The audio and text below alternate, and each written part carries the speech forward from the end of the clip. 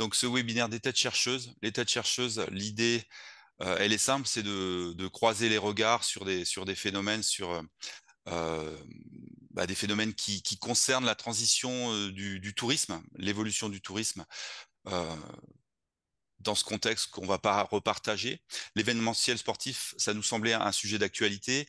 Il y a eu la Coupe du monde de rugby qui a en partie eu lieu dans la région l'année dernière. Les Jeux olympiques s'approchent tous les ans. On parle beaucoup du Tour de France, on parle de grands événements aussi qui sont peut-être moins médiatiquement exposés, mais qui déplacent les foules.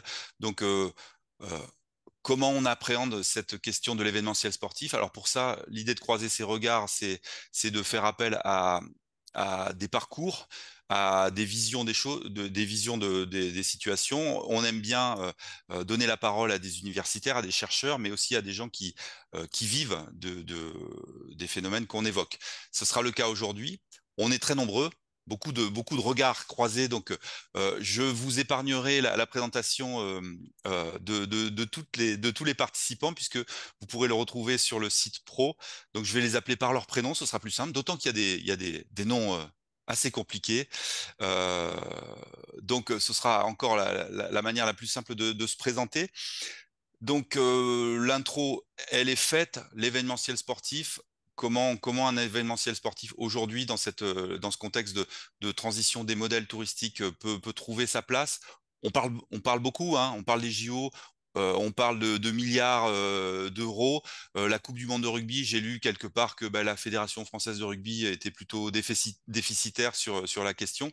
Voilà, quid de toutes ces questions-là? C'est là-dessus on aimerait vous entendre les uns et les autres. Et puisque j'ai le casque de commentateur sportif sur les oreilles, on va pouvoir commencer et siffler le début du webinaire. Et pour ça, je donnerai la parole à Eric Adamkiewicz, qui est chercheur universitaire et qui a pas mal de choses à nous dire sur la question. Bonjour à toutes et tous. Beaucoup de choses. L'intérêt, ça va être d'échanger et de partager sur cette question des grands événements, d'autant plus que le comité régional du tourisme et des loisirs d'Occitanie a opté pour accompagner un club des organisateurs d'événements sportifs. Et première question peut-être, et au moins une question moi, sur laquelle je trouve qu'il faut se pencher, c'est la question des retombées et de l'impact économique de ces événements. Pour cela, je vous propose un document. C'est le seul que je vous proposerai aujourd'hui. C'est tiré de l'étude d'impact de la Coupe du monde de rugby qui a été faite par Ernst Young. Et la petite partie en vert, c'est-à-dire que il est probable que le solde soit en réalité inférieur. Vous le voyez sur le tableau. Donc, c'est à la page 15 de ce document, 15-16. La question étant, est-ce qu'un événement sportif a un impact et a des retombées, sachant à chaque fois la réponse est oui, il y a forcément un impact, des impacts et des retombées.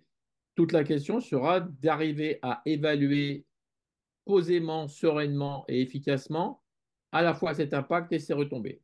L'impact de l'organisation de l'événement lui-même et de ses conséquences, et puis les retombées, c'est-à-dire ce qui va être advenir après l'organisation de ces événements, de façon à ce que un événement ne soit pas un one-shot et qu'on puisse avoir sur l'ensemble du territoire concerné, mais sur les territoires périphériques également, des éléments qui puissent être évalués afin d'être dans la réalité et de donner des chiffres qui soient satisfaisants au sens de la connaissance et satisfaisants aussi au niveau économique, de façon à ce que les décideurs puissent opter pour l'organisation d'événements ou pas en fonction d'éléments qui soient un tant soit peu objectivables.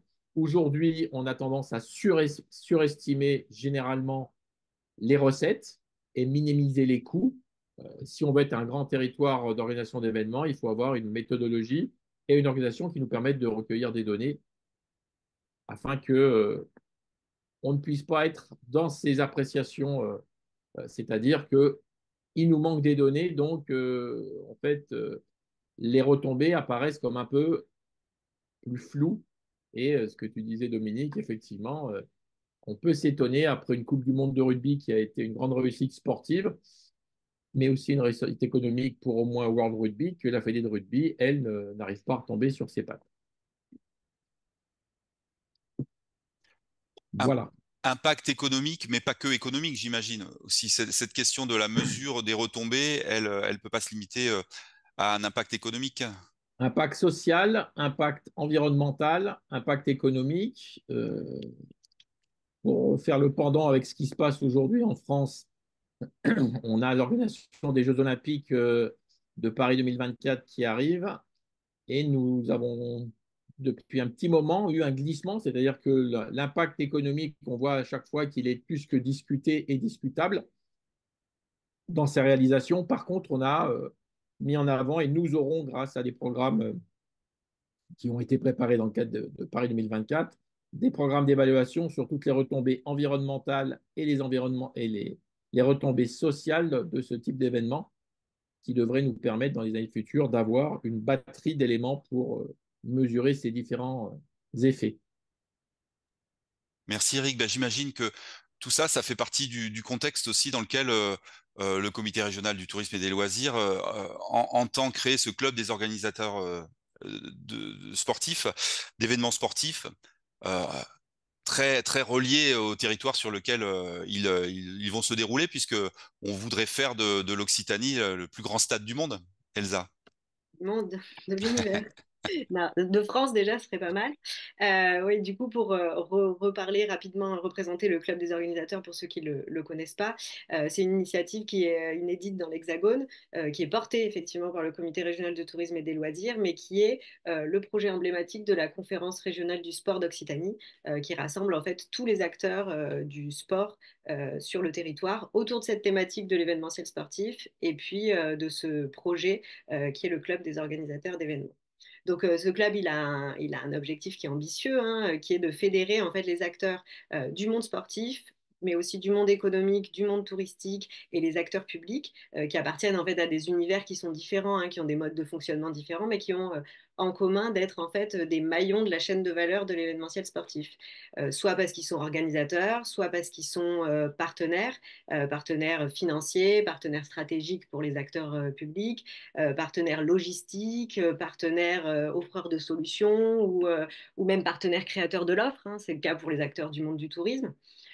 Donc l'idée c'est voilà de s'adresser un peu à tous ces mondes et de leur offrir en fait un espace d'échange, de rencontre déjà parce qu'en fait ils se connaissent pas forcément, et puis d'échange. Et puis finalement d'animer ce collectif, ça ce sera notre rôle au club, en produisant des contenus, des méthodes, des outils, des services qui soient utiles à la fois aux membres du club et à la fois au collectif, puisque l'idée c'est vraiment de créer ce collectif. Pour rebondir du coup sur ce que disait Eric, évidemment, l'impact, c'est des questions qui sont majeures, hein, qui se sont posées dans la réflexion hein, qui a conduit à la création du club des organisateurs. Force est de constater que les événements sportifs se multiplient. En réalité, la question à se poser, hein, c'est pas de savoir si c'est bien ou c'est pas bien, c'est comme ça, ils se multiplient. Les gens ont une appétence, hein, à la fois les pratiquants, les touristes sportifs, les spectateurs, les consommateurs au sens large ont envie de voir l'événementiel sportif. Les pouvoirs publics, ben, les territoires ont envie d'accueillir des événements sportifs. Et puis le monde économique, globalement, s'intéresse et investit de plus en plus dans l'événementiel sportif. C'est une vraie tendance. La question qu'on se pose en Occitanie, c'est du coup comment on peut être proactif et accompagner ce développement de manière à ce qu'il soit le plus vertueux possible. Vertueux, bon, je laisserai évidemment les autres intervenants, Dylan parler du lien que ça crée, du lien social, de l'animation de territoire, Eddy parler évidemment de l'impact environnemental, mais vertueux, ça veut dire plein de choses, ça veut dire maximiser les retombées économiques, ça c'est sûr, parce que les retombées économiques, bah, elles sont pour les acteurs économiques, mais les acteurs économiques, c'est aussi des habitants du territoire qui vont dépenser, qui vont payer des taxes et qui vont du coup réinjecter dans l'économie régionale ces ressources, ces retombées. C'est aussi les acteurs sportifs parce que le monde sportif est face aussi à des défis en matière de financement de son modèle qui sont réels. Donc c'est aussi pour ça qu'il s'implique dans ce club et dans cette dynamique. Vertueux, ça veut dire aussi participer finalement à un développement équilibré des territoires régionaux, puisque nous, on a une approche forcément territoriale de cette question. Parce qu'on parle, quand on parle événements sportifs, on parle effectivement Jeux Olympiques, Coupe du Monde de rugby, mais en réalité, les grands événements sportifs internationaux, comme on les appelle, c'est pas du tout ce qui est représentatif sur le territoire. On a une multitude d'événementiels qui sont de taille en plus conséquente, hein, mais qui se déroulent dans des territoires qui sont assez éloignés des pôles de développement économique, souvent des territoires ruraux, et qui dynamisent véritablement ces territoires et leur économie. Et puis vertueux, c'est contribuer aussi pour nous au rayonnement, à l'attractivité de la région, parce que l'attractivité de la région, bah, c'est aussi la région, c'est des gens qui viennent de l'extérieur, c'est aussi des habitants à qui on offre une qualité de vie, à qui on offre aussi un sentiment d'appartenance, de fierté autour de la réussite des clubs, des événements. C'est aussi du lien social, on y reviendra. Voilà, c'est plein de choses qui font que les valeurs du sport et l'événementiel sportif par là sont capables de mobiliser. Et puis évidemment, vertueux, c'est aussi se poser la question de comment on fait un événementiel sportif comment on imagine demain des événements sportifs qui soient créateurs de valeurs plus durables. Euh, et ça, nous, ce qu'on pense, c'est que c'est en jouant collectif qu'on peut y arriver plus facilement. Donc voilà, l'événementiel sportif, c'est pas que le sport business, loin de là. C'est pour nous s'appuyer aussi sur les valeurs du sport pour créer du développement.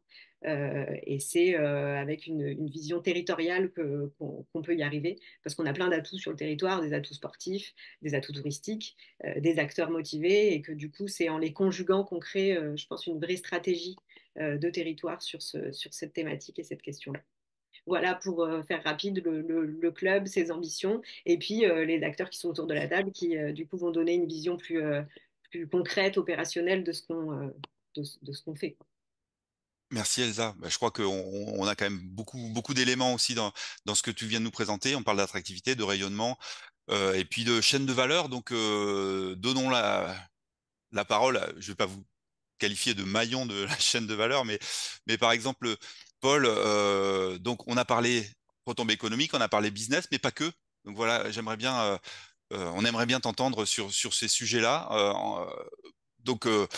Merci, puisque de vous représenter, mais en quelques mots pour situer à quel titre vous pouvez intervenir sur ce sujet-là.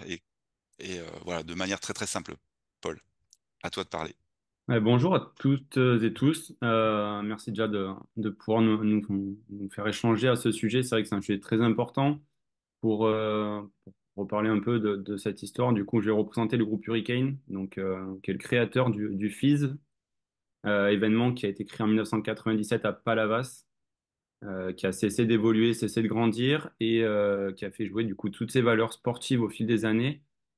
Ben voilà, pour arriver aujourd'hui à un événement de classe internationale, vecteur de messages, vecteur de beaucoup de responsabilités aussi sur le territoire. Aujourd'hui, le FIS Montpellier, c'est 300 000 spectateurs. Donc c'est vrai qu'on parlait des retombées économiques. Aujourd'hui, un tel événement au cœur d'une collectivité qui accueille autant de spectateurs, bien évidemment, qui l'aura et qui l'a une retombée économique. Euh, Beaucoup de petites choses mises en place aussi pour développer ce côté économique. La gratuité des transports pour développer, on va dire, l'arc autour de l'événement. Et plus généralement, plus le centre-ville, mais tous les à côté, par exemple, de Montpellier qui accueille l'événement. Mais c'est aussi du coup un vecteur de messages. Aujourd'hui, on accueille 1500 athlètes. Le FIS Montpellier, c'était des sports urbains qui étaient assez marginalisés, qui aujourd'hui se développent, qui sont depuis Tokyo 2021 devenus des sports olympiques, comme le BMX et le skate et le breaking sur Paris 2024. Mais voilà, du coup, il y a un message à faire passer. On accueille de plus en plus de sports et de compétitions féminines. Aujourd'hui, on est vecteur de ce message et de cette volonté d'arriver à l'équité sportive. Donc voilà, on rentre déjà un peu dans le social et c'est surtout du coup des retombées sur l'ensemble de la région. Un tel événement, un tel engouement des spectateurs sur ces sports bah, va promouvoir les associations, va promouvoir les clubs et les clubs locaux. Donc, donc toute une demande d'infrastructures, de renouveau. On parlait de l'Occitanie, le plus grand terrain de jeu de France. Aujourd'hui, Montpellier a les plus gros skateparks d'Europe. Donc, on commence déjà à être dans une autre dimension. Mais voilà. Pour revenir un petit peu sur l'événement, au-delà du coup, de son aspect économique, social, on a toute une, on va dire, démarche et comment dire, impact RSE que l'on met en place depuis plusieurs années. La volonté de l'événement de passer une norme qui aujourd'hui va au-delà des engagements RSE qui visent à améliorer l'image de l'événementiel, l'image et les retombées. Donc, c'est des actions qui sont mises en place en amont, pendant et en aval de l'événement. On parlait de la gratuité des transports, la volonté aussi de sensibiliser tous ces spectateurs qui viennent sur l'événement, à être de plus en plus verts, à avoir une vision un peu plus responsable de l'événementiel. On en a souvent, on en parle encore souvent dans ce webinaire, c'est la volonté des événements internationaux, elle est là, la volonté des événements beaucoup plus locaux est de plus en plus présente. Les Jeux Olympiques sont le premier levier, je pense, aujourd'hui en France. On va avoir un effet post-Jeux Olympiques assez démesuré, je pense, et la France et la région va être prête à répondre à toutes ces demandes. Mais voilà, toute une demande et une volonté du coup de démarche RSE en amont et pendant l'événement et qui petit à petit ben, va se répercuter sur les enjeux économiques bien sûr parce que tout est lié. Donc voilà, c'est assez important aujourd'hui pour le groupe Hurricane, pour l'Occitanie de développer des événements de plus en plus impactants pour le public. Et je pense qu'on va devenir, et c'est, enfin, on l'est et on va le devenir encore plus, leader français du coup de ces événements dans la région. Donc c'est vrai que bon, je vais laisser d'autres intervenants parler un peu plus en détail de ces événements internationaux sur le département et sur la région. Mais voilà, en tout cas, merci beaucoup et c'est très intéressant de pouvoir échanger sur ce sujet-là en dehors du coup de notre zone. Oui, bah c'est le principe. D'ailleurs, le principe, j'ai oublié de dire, il y a des participants, ils peuvent s'exprimer. D'ailleurs, une question, mais ça fait écho à ton intervention, Paul, parce que on disait Cyril nous dit que attention sur les événements internationaux en post JO, il y aura peut-être un petit vide, mais on voit bien qu'à travers vos discours déjà sur ceux qui sont exprimés, il n'y a pas que les grands événements internationaux qui peuvent avoir un impact sur les territoires, bien au contraire. Donc, on y reviendra parce que l'idée, c'est aussi que vous puissiez vous exprimer, vous participant au webinaire, et puis on essaiera de répondre aux questions. Je voulais donner la parole à Sébastien qui a vécu au cœur de la fan zone pendant la Coupe du Monde de rugby à Toulouse pour raconter cette histoire et la manière dont ça s'est passé et les questions qui se posent autour de ce type d'événement. Tout à fait. Bonjour à tous et à toutes. Bon, merci beaucoup déjà pour l'invitation. C'est un réel plaisir d'échanger avec tout le monde et c'est vraiment très, très chouette de voir tous ces regards croisés sur des événements qui sont bien différents mais qui sont au sein de notre territoire. Donc moi, j'étais donc responsable de la fan zone pour la Coupe du Monde de rugby parce que Toulouse était métropole haute et a accueilli 5 matchs. Donc au stadium. Et donc nous, pour la Coupe du Monde de rugby, on a choisi de faire une fan zone qu'on a voulu la plus grande de France. Voilà, parce qu'il y avait plusieurs enjeux. Donc tout d'abord, faire rayonner la ville à l'international, c'était très important. Mettre en avant notre image de terre de rugby. Parce que voilà, aujourd'hui, entre le Stade Toulousain, c'est vrai qu'on a une population très portée vers le rugby, donc on voulait mettre en avant ça et accentuer cette image-là. Mais avec tout ça, il fallait également être irréprochable en matière de développement durable. Donc, notre fun zone, qu'est-ce que c'était? 60 000 mètres carrés de surface en plein centre-ville, dans un espace magnifique qui est la prairie des Filtres, en bord de Garonne. 2 écrans géants, dont un qui faisait 100 mètres carrés. avec 4 zones distinctes. Donc, une zone d'animation, une zone plus de retransmission, une zone pour les VIP, également une zone de restauration, afin de pouvoir accueillir en fait toutes les sortes de populations, que ce soit les entreprises, que ce soit les familles ou les touristes. 12 food trucks, une dizaine de buvettes, avec donc 20 jours d'activation pendant 2 mois tout au long de la compétition. On a accueilli au total 200 000 spectateurs environ, sachant que malheureusement, avec le parcours de l'équipe de France, on a dû fermer un peu plus tôt que prévu. Et également une fan zone labellisée Ville pour tous, donc 100% accessible aux personnes en situation de handicap. Donc, pour faire rayonner la ville à l'international, plusieurs choses. Donc, voilà, on a voulu, en fait, on avait le plus petit stade de la compétition. Donc, on s'est dit, pourquoi ne pas faire la plus grande fan zone de France? Voilà. Donc, c'est ce qu'on a mis en place. On a accueilli divers plateaux de télévision, TF1, des plateaux aussi de chaînes étrangères. Un accueil aussi spécifique des touristes étrangers. Donc, on a mis plusieurs choses en place, des guides du supporter, beaucoup de traductions dans le centre-ville, un peu partout pour les touristes qui chercheraient à avoir des informations, des points d'information un peu partout dans la ville, des partenariats avec les hôtels pour qu'on puisse accueillir au mieux toutes ces populations. Et pas mal de partenariats avec l'ambassade du Japon notamment parce qu'on était métropole d'accueil de l'équipe du Japon. Ensuite, pour notre image de terre de rugby, donc des partenariats avec les clubs locaux, notamment le Stade Toulousain principalement, mise en place d'un marché du rugby pour allier la gastronomie et les valeurs du rugby, tout un tas d'animations spécifiques autour du rugby. Donc voilà, on avait un terrain de beach rugby, plein de jeux gonflables. On a aussi créé une marque, Toulouse Terre de Rugby, qu'on a fait vivre avant la compétition, pendant et qu'on va continuer à faire vivre par le biais de plusieurs événements qu'on peut faire en centre-ville. Parce qu'en fait, tout au long de l'année, à Toulouse, nous avons énormément d'événements en lien avec le rugby, comme le Water Rugby, le Toulouse Rugby Festival. Enfin, voilà, on a vraiment plusieurs événements en lien avec le rugby. Et pour montrer aussi que, voilà, que le rugby, ça nous tenait à cœur, en fait, on a diffusé tous les matchs de la compétition. Voilà, on ne s'est pas dit on va diffuser que l'équipe de France ou diffuser que les matchs à Toulouse.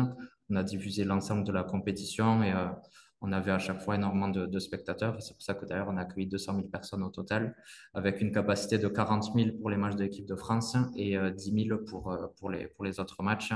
Même si, bon, pour les autres matchs, évidemment, on n'a pas eu 10 000 personnes, mais ça tournait quand même aux alentours des 2 000, 3 000 à chaque fois. Donc, ce qui montre qu'il y a un vrai engouement autour du rugby à Toulouse.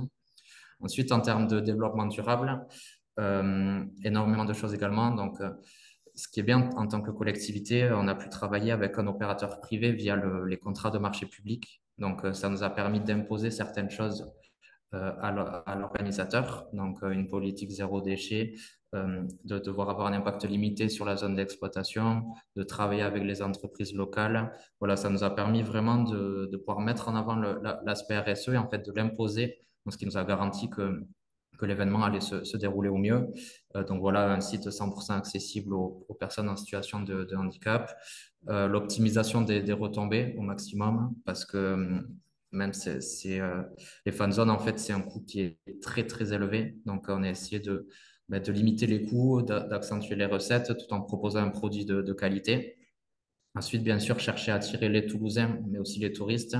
Savoir qu'on a de la chance, c'est le Stade Toulousain, c'est qu'ils sont habitués en fait à des retransmissions sur les écrans. On diffuse souvent les finales du Stade Toulousain, donc les écrans, ça plaît énormément à Toulouse. Et ensuite, bien sûr, on a travaillé avec les écoles toulousaines, avec des associations, voilà, pour vraiment faire vivre l'ensemble de la métropole autour de ce projet-là. Ensuite, voilà, bon, il y a aussi des limites, forcément, comme on en a parlé. Comme on a parlé tout le long, Eric l'a évoqué au niveau des coûts et des retombées pour les collectivités, mais également pour nous, notre gros souci, ça a été les riverains. Voilà, donc des nuisances pendant presque 2 mois, une dégradation de l'environnement, du lieu d'accueil et du coup de remise en état qu'il y a dû avoir pour la collectivité. Les services également de la métropole qui ont été extrêmement mobilisés. Et ça, c'est quelque chose qui n'est pas forcément pris en compte en fait, dans les coûts d'un événement sportif d'envergure, c'est-à-dire la mobilisation énorme de tous les services de la collectivité, de tous les agents. On ne parle pas aussi des commerçants en fait aux alentours. Je pense qu'ils sont impactés au final parce que ils n'ont pas pu bénéficier à 100% de l'engouement qu'amène la Coupe du Monde parce que on avait une fan zone qui a pris la lumière énormément. Donc voilà, plusieurs limites et aussi forcément les dépenses qui sont excessives pour un événement comme ça. Et également, une chose qu'on n'évoque pas assez souvent, c'est la difficulté de travailler avec les partenaires locaux quand les événements sont sponsorisés par des partenaires, enfin, par exemple, voilà, France 2023 avait ses partenaires, donc pas de concurrence, ça fait que ça a aussi limité très fortement les partenariats locaux. Donc voilà, on a entre le deux, entre une fan zone qui était vraiment super, des retombées énormes pour la ville de Toulouse, mais aussi certaines limites qui malheureusement sont là et qu'il faut malheureusement faire avec. Bah, je pense que c'est très intéressant parce que tu nous présentes les choses de manière très très concrète et objective. On avait une question aussi, mais on y répondra peut-être en fin de secteur. Question sur le coût de la sécurité par rapport à une fan zone aussi. Mais ça, j'imagine que dans la mobilisation des acteurs locaux, ça rentre en ligne de compte aussi. Donc on voit que ça peut être un vecteur d'attractivité hyper intéressant pour valoriser l'image, mais que ça demande un gros travail d'adaptation et qu'il y a des limites aussi dans la manière de faire rayonner localement sur les retombées économiques. Exactement Euh, ça. Dylan, donc toi, tu es responsable de la marque, au service marque de la Ligue Occitanie de handball, et à ce titre-là, beaucoup d'organisations d'événements. Ouais, je te laisse développer. Oui, tout à fait. Bonjour à toutes, bonjour à tous. En effet, je travaille moi à la Ligue Occitanie de handball, une ligue régionale, organe déconcentré de la fédération, donc sur le territoire Occitanie. Et c'est vrai que nous, la question de l'événementiel, c'était pas forcément une question prioritaire au début. Pourquoi? Parce que notre cœur de métier, c'est plutôt l'encadrement, l'accompagnement et le développement du handball, ou plutôt même des handballs maintenant, puisqu'on a plusieurs offres de pratique. Et on n'est pas une ligue professionnelle et on n'est pas un club non plus où on peut avoir des événements au quotidien tout au long des week-ends. Ça, c'est plutôt le cœur de métier, on va dire, des clubs qui organisent leurs matchs au fur et à mesure de la saison. Donc, on a voulu un petit peu se positionner sur ce créneau-là et essayer de voir comment on pouvait travailler sur une stratégie de développement de la culture de l'événement à la fois vers le haut et vers le bas. Alors, quand je dis vers le haut, c'est qu'on a la chance aujourd'hui d'avoir une fédération qui a pris l'initiative d'organiser tous les matchs amicaux et de préparation des deux équipes de France, donc masculine et féminine, en France. C'est une vraie volonté aujourd'hui de la fédération de proposer dans les territoires des matchs de niveau international pour permettre à la fois aux territoires de s'inscrire dans cette culture de l'événementiel. Également de montrer que l'équipe de France ne va pas que à l'étranger, elle est aussi présente dans les territoires. Nous, on a la chance d'avoir des compétitions internationales tous les ans. C'est le calendrier comme ça qui le propose. Mais on a la chance d'avoir aussi des périodes internationales assez régulières et qui permet à ces équipes de France de s'entraîner, de se préparer dans les territoires. Donc, on a eu une vraie opportunité, nous, de développement sur ce plan-là, puisque depuis 2021, on a accueilli énormément de supports internationaux, un tournoi de qualification olympique en 2021, alors qui était un peu à demi-teinte, puisqu'on était dans une période compliquée, donc malheureusement, on n'a pas pu accueillir du public, mais ce qui a quand même permis de mettre en avant la capacité d'organisation des différents acteurs, que ce soit les collectivités, les acteurs privés et les acteurs du monde du sport traditionnel. On a également accueilli l'équipe de France féminine à Toulouse en mars 2022 contre la Croatie, l'équipe de France masculine en novembre 2023 contre la Roumanie et très récemment un tournoi de préparation amicale à 4 équipes du côté de Montpellier pendant 3 jours. Donc notre rôle, nous, à ce moment-là, c'est vraiment de s'inscrire dans cette politique de travail collaboratif avec les différents acteurs. Elsa en parlait tout à l'heure en introduction. Il y a un vrai intérêt aujourd'hui à travailler tous ensemble autour de la table pour faire une culture de l'événement avec les intérêts respectifs, mais surtout réciproques. Et l'objectif, c'est de proposer à nos licenciés vraiment une offre événementielle à proximité de chez eux. Il y a des polémiques ou des débats aujourd'hui sur l'accessibilité de certains événements internationaux, que ce soit en termes de position géographique ou en termes de coûts. On parle notamment de la question des Jeux Olympiques. Et moi, je peux comprendre aujourd'hui un habitant de la région Occitanie qui se pose la question d'aller voir du handball d'abord à Paris puis à Lille en termes de coûts, déplacement, hébergement, billets. C'est une vraie question qui se pose.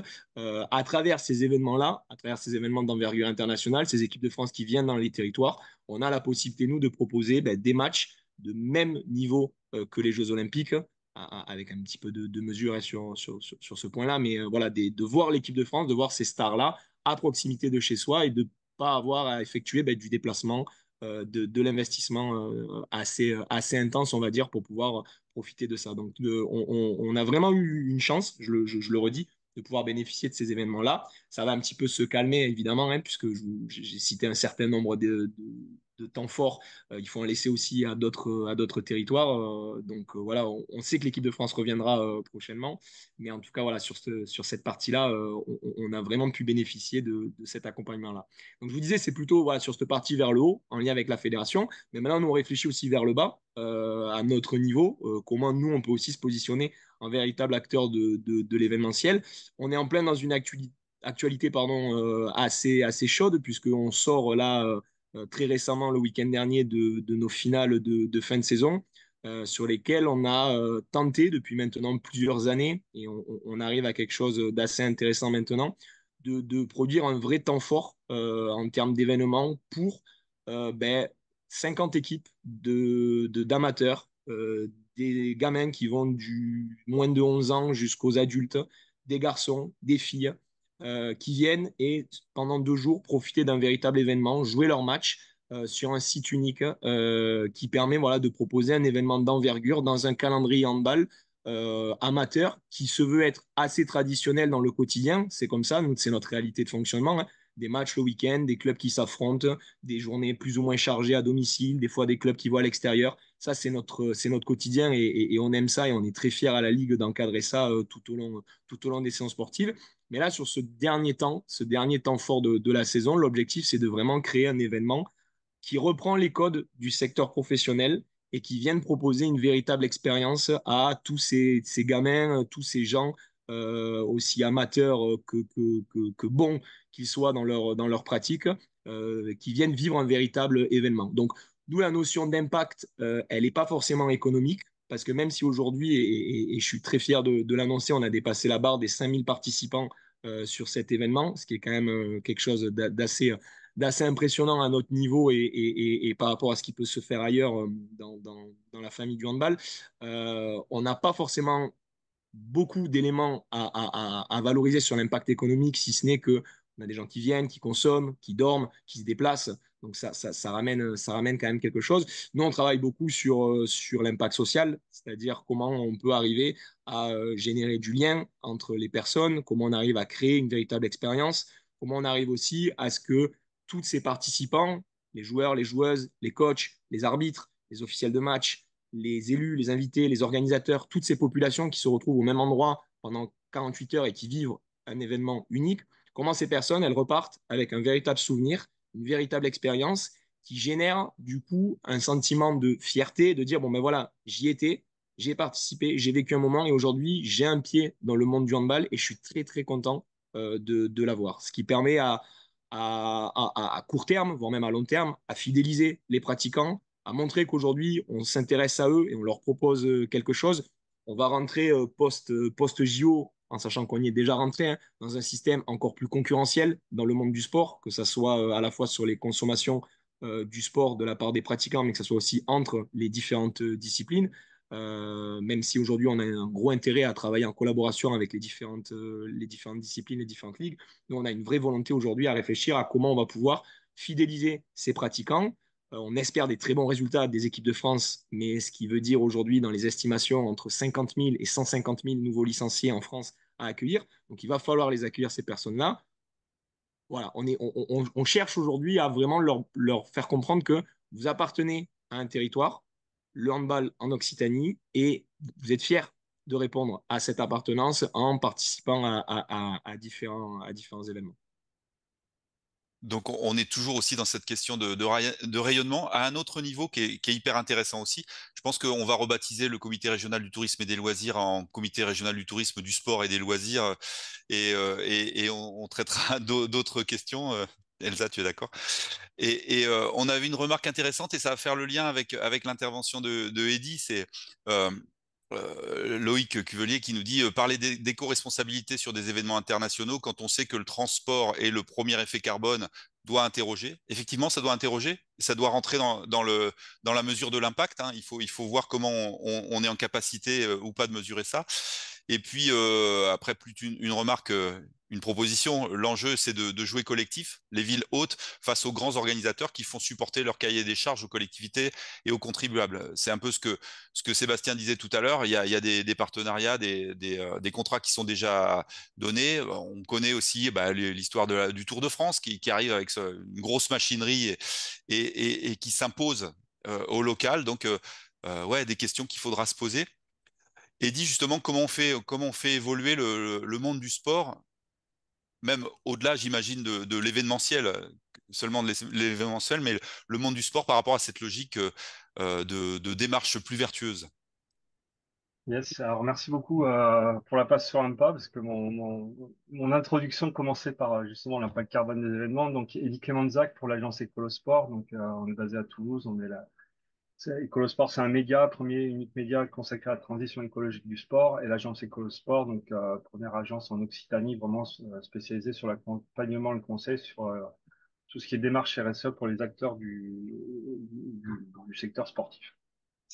Donc, bah oui, comme ça a été dit, l'impact carbone d'un événement, il est lié principalement au transport notamment des différents publics et surtout des supporters, c'est environ 80%. Donc, aujourd'hui, on sait que le dérèglement climatique, la cause du dérèglement climatique, c'est les activités humaines, c'est notre recherche du toujours plus. Et bah, si on superpose ça sur l'événementiel, est-ce que un événement sportif doit rechercher le toujours plus, faire venir toujours plus de monde de toute la Terre entière pour une durée très courte? Bah, typiquement, je vais dire des choses qui vont peut-être un peu blesser ou choquer certaines personnes, mais clairement, c'est non.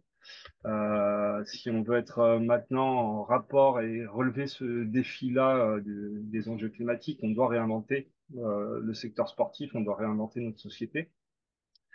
Parce que bah voilà, impact carbone lié au transport, il y a les impacts sur la biodiversité, les nuisances sonores, lumineuses.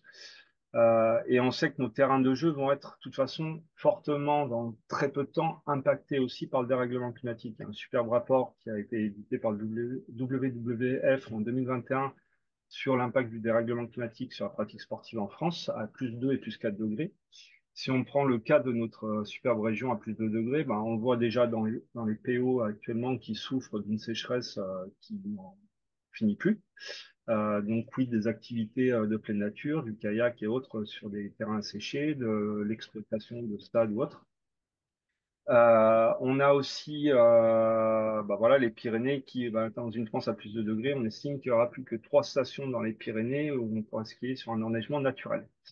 Donc voilà, ça nous pose beaucoup de questions, d'où cette nécessité du coup de se réinventer, non seulement pour bah, s'adapter dans un premier temps, pour revoir, mais aussi pour apporter notre part à cet enjeu collectif bah, de réinventer notre société.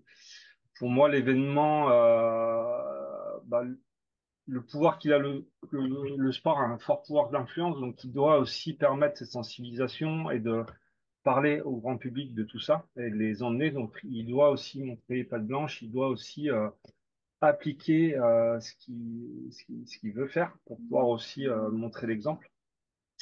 Donc, un événement, il doit être pour nous plus sobre, plus petit, plus local, justement, comme on attire un peu plus, qu'on se concentre plus sur les populations locales. Avec du tourisme local, du coup, on a par exemple l'exemple de l'Eco-Trail de Paris, qui attire quand même 15 000 participants chaque année et qui concentre sa communication uniquement à un périmètre de 2 heures autour de Paris, ce qui est plutôt impactant. Ça ne diminue pas pour autant leur fréquentation et ça évite déjà que nombre de personnes viennent en avion, mais plutôt en train. Il y a donc toutes ces questions de mobilité à réinventer, comment on trouve des sites et des endroits qui sont facilement accessibles en transport en commun, comment on développe les transports en commun, comment on incite les gens à prendre les transports en commun et comment on ne les incite pas à prendre l'avion. Je pense à, malheureusement, je vais citer au Mondial du Vent qui propose des promotions Airbus, Air France pour venir sur cet événement. Bah, là, on n'est pas du tout dans les enjeux climatiques, malheureusement.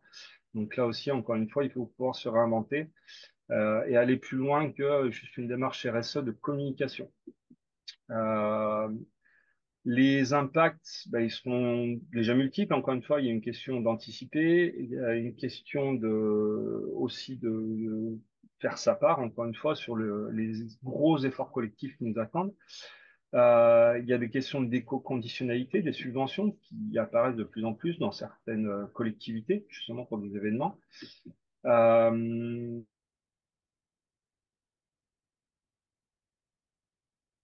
Plutôt le petit agriculteur du coin, plutôt qu'aller chercher une grosse structure avec des produits pas forcément bons pour la santé.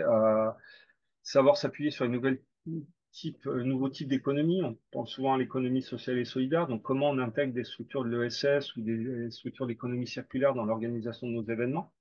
Là aussi, encore une fois, il y a des enjeux importants. Et comment on attire aussi des nouveaux sponsors. Parce qu'il y a un gros souci là-dessus sur le sport. On voit ben, Coca-Cola qui vient typiquement casser l'image de jeu 100% écologique là, pour les JO.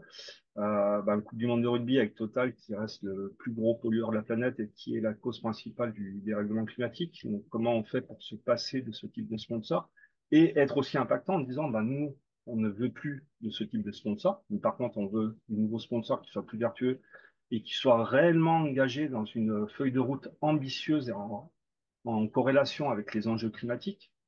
Donc là-dessus aussi, il faut savoir encore une fois repenser et surtout arrêter de se poser la question quand on se lance sur une démarche RSE, qu'est-ce que ça me rapporte financièrement? Clairement, pas grand-chose. Peut-être quelques sponsors, mais ça va rapporter par contre ben, d'avoir une terre vivante, où on pourra encore faire du sport.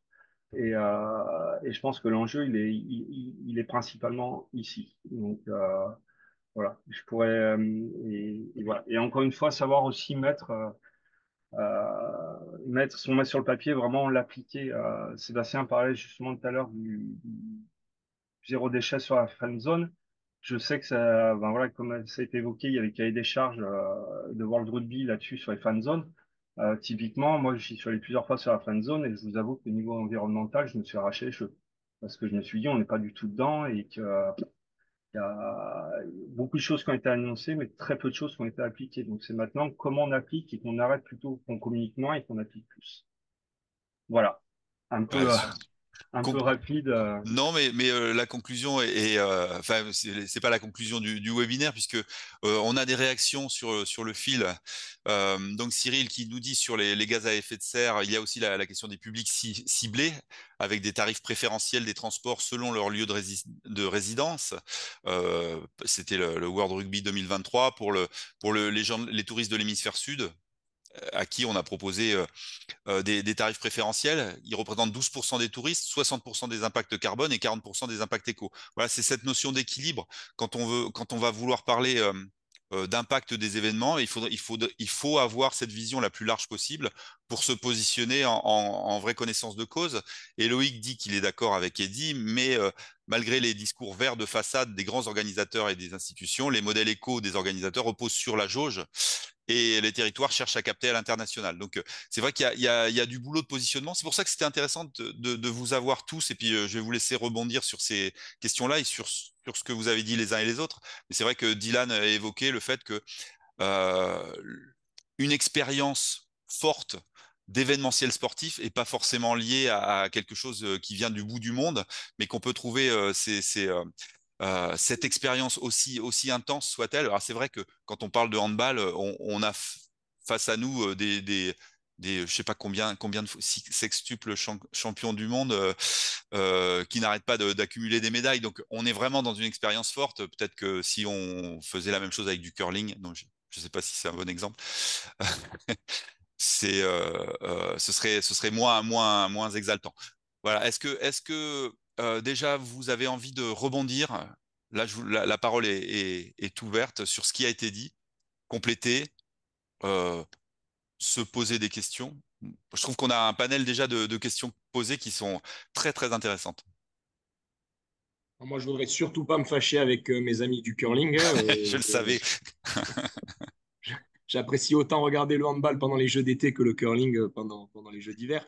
Non, juste rebondir, comme tu disais, Dominique, sur cette notion d'expérience. Euh, Encore une fois, l'idée par rapport nous à l'événementiel qu'on a essayé de mener, notamment le week-end dernier, on n'est vraiment pas que sur l'expérience sportive. L'expérience sportive, on la connaît, elle est classique. Les équipes viennent, les équipes jouent, les équipes gagnent ou perdent. Ça, c'est la réalité de notre pratique. C'est tout ce qu'il y a autour.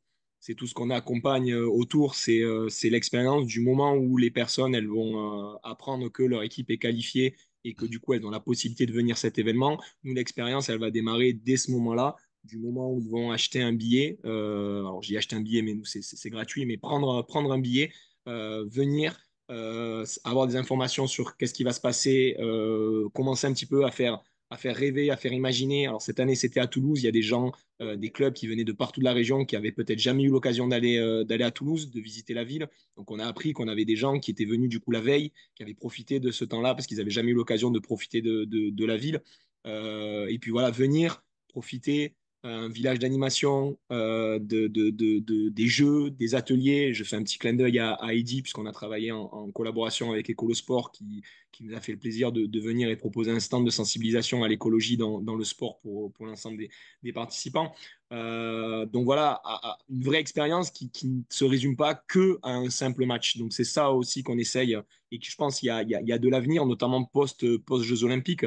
La remarque de tout à l'heure est pertinente sur la notion des grands événements internationaux qui vont peut-être s'essouffler. La France a brillé au niveau international là, depuis pas mal de saisons. Peut-être que c'est pas peut-être, je pense, j'en suis assez convaincu. Il y a un relais local maintenant qui doit se faire à travers un événementiel de proximité dans les territoires, qui aura peut-être pas le même rayonnement médiatique que peut avoir la Coupe du Monde de rugby, l'Euro de football ou les Jeux Olympiques, mais qui va permettre d'avoir un rayonnement au sein d'un territoire en disant, mais voilà, on a aussi des choses qui se font à proximité de chez vous dans les différents endroits.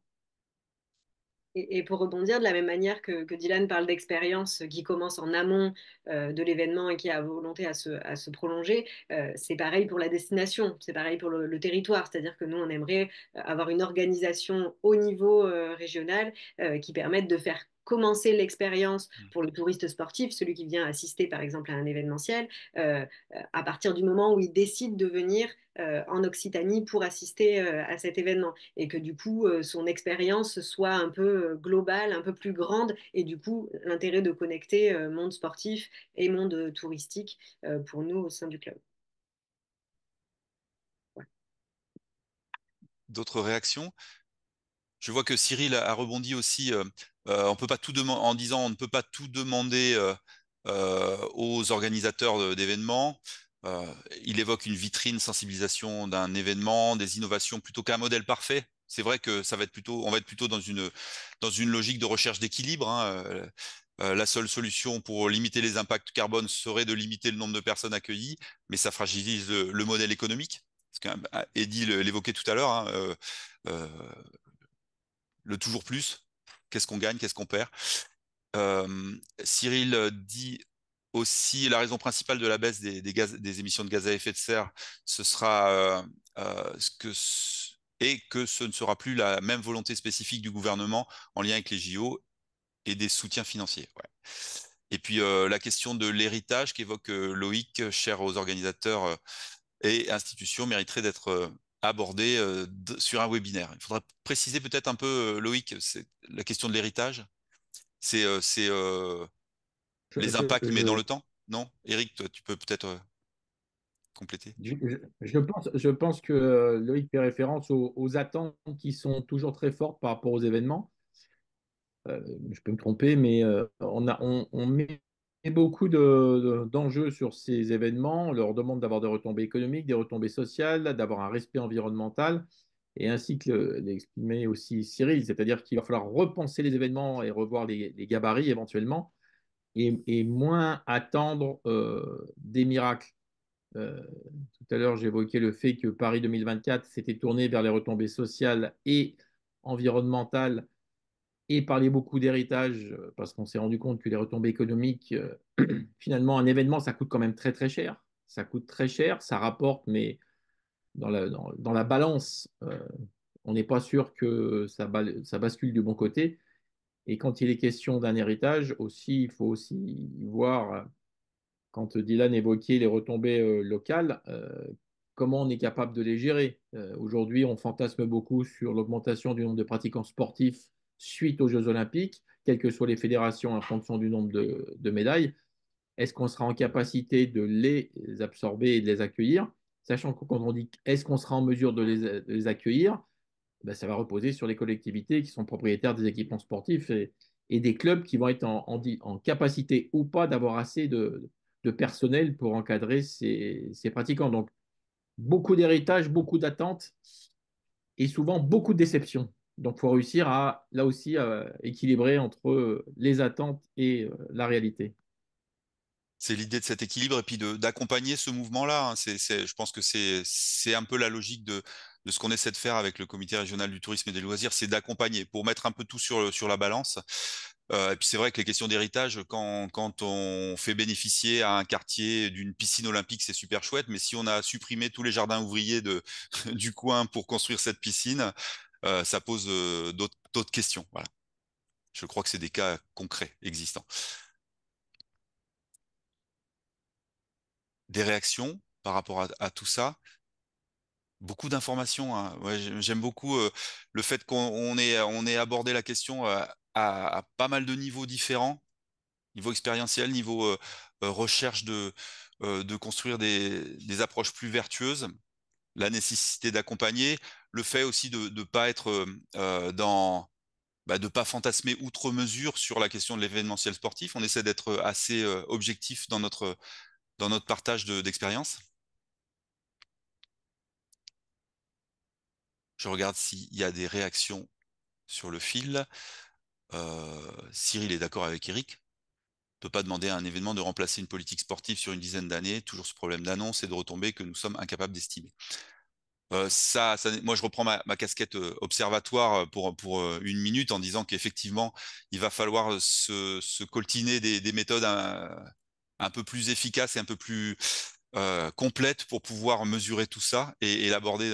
C'est vraiment toute la question de l'observation, du tourisme, des loisirs, du sport, puisqu'on embarque tout aujourd'hui dans cette question-là. Est-ce qu'il nous reste 5 minutes? Est-ce qu'on se refait un petit tour de piste pour un petit mot de conclusion par rapport à ce qu'on s'est dit? Et je vous redonne la parole. Dans le même ordre ou dans l'ordre. Ouais, on va faire l'ordre inverse. On improvise totalement. C'est le sport. On va commencer par Eddy pour un petit mot de conclusion. Mais un petit Ouais. mot. Bah, petit mot de conclusion, oui, c'est que, encore une fois, on peut y arriver à chacun de se réinventer. Il y a des choses à faire, mais encore une fois, le plus petit, le plus local, le plus sobre sera sûrement plus beau et plus impactant sur tous les points de vue. Merci Eddy. Dylan.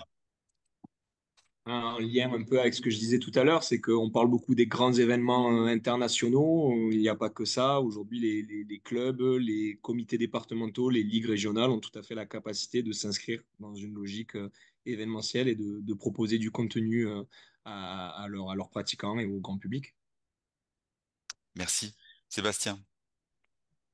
Moi, pour dire juste, bon, tout d'abord, encore une fois, merci pour ces échanges. C'était vraiment hyper constructif et vraiment très bien d'avoir vraiment le point de vue qui est assez différent en fonction de toutes les expériences.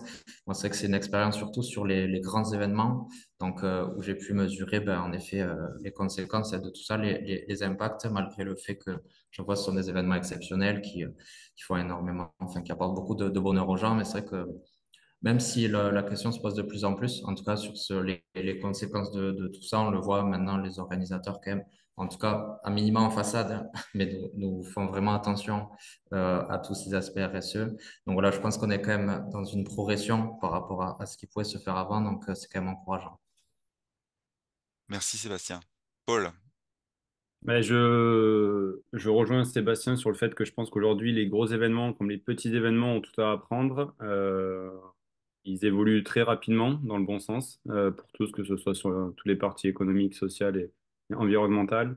En effet, il y a toujours cette question surtout pour nous, de notre côté, la question d'héritage à retravailler au mieux et à surfer dessus parce que ça va être aussi important dans les prochaines années. L'événementiel sportif est toujours présent et il va l'être de plus en plus, je pense. Donc voilà, non, une belle évolution à tout niveau et que ça continue. Merci, Paul. Elsa? Oui, alors moi, je suis assez contente parce qu'effectivement, il y a une diversité des approches, des points de vue, des méthodes, des acteurs, hein. Mais ce qui rassemble un peu tous les gens qui sont autour de la table, c'est d'avoir adhéré au club. Je les remercie. Et même l'Université de Toulouse a adhéré hier. Donc, a priori, on va avoir voilà, des acteurs, à la fois des ligues, à la fois des entreprises, qui vont venir donner leur point de vue et apporter leur pierre à l'édifice. Donc, voilà, le club, en tout cas, est sur une belle dynamique. Et puis on le voit avec cet échange de ce matin. Donc moi, c'est super. Merci. Eric, c'est toi qui a lancé les hostilités.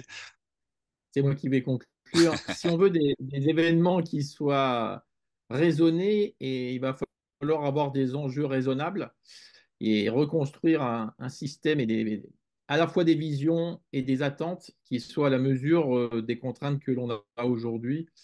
Je pense au niveau environnemental, mais plus on met la barre haut, plus on crée des légendes et plus on crée des déceptions. Et l'objectif d'un événement sportif, c'est pas de générer des déceptions, c'est de générer du positif. Donc, si on veut générer du positif, il faut être raisonnable dans la construction de nos objets. Tu évoquais bien sûr l'élimination de l'équipe de France en quart de finale de la Coupe du Monde de rugby quand on parle de déception. Moi, je m'en suis pas remis encore, mais donc un participant évoquait, c'est vrai, petite frustration, on n'était pas très nombreux dans la salle, donc on aurait pu éventuellement être sur un format où on aurait plus échangé. Donc on y réfléchit, hein. Il se trouve que les webinaires qu'on a fait les webinaires tête chercheuse, d'habitude, enfin, il y a eu des époques où il y avait beaucoup de monde. Donc, ce format de webinaire était intéressant. Il faudra qu'on réfléchisse avec Emmanuel Monteau, qui travaille avec moi sur ce sujet-là, à un format encore plus interactif, puisqu'il y avait plein de questions intéressantes. Et le mot de la fin, bah, Cyril qui dit que les événements sont plus un moyen qu'une finalité. En fait, c'est une réalité pour améliorer les expériences, les process et surtout fédérateur d'impact social, d'identité et d'héritage des territoires. C'est vrai que c'est un moyen, c'est un outil aussi. Et on pourrait parler d'accessibilité sociale avec la présentation des impacts acceptables, raisonnables. Je reprends le mot d'Éric. Plus on sera raisonnable dans nos attentes, moins on sera déçu par la réalité des choses, ou moins on sera tenté de maquiller la réalité des impacts. Il me reste à vous remercier vraiment de ce petit tour de piste. C'était un exercice compliqué. On était 8 autour de la table, donc ça fait beaucoup de paroles à prendre, mais je pense que ça nous a permis d'avoir une vision la plus large possible. Et puis, euh, et puis, ça donne des perspectives hyper intéressantes sur cette question de l'événementiel sportif à travers le club qu'on est en train de créer, puis à travers les voix que vous avez que vous avez exprimé aujourd'hui. Donc merci à tous d'avoir été là, merci aux participants pour les questions posées, pour l'interactivité. Et puis ce webinaire sera disponible en replay.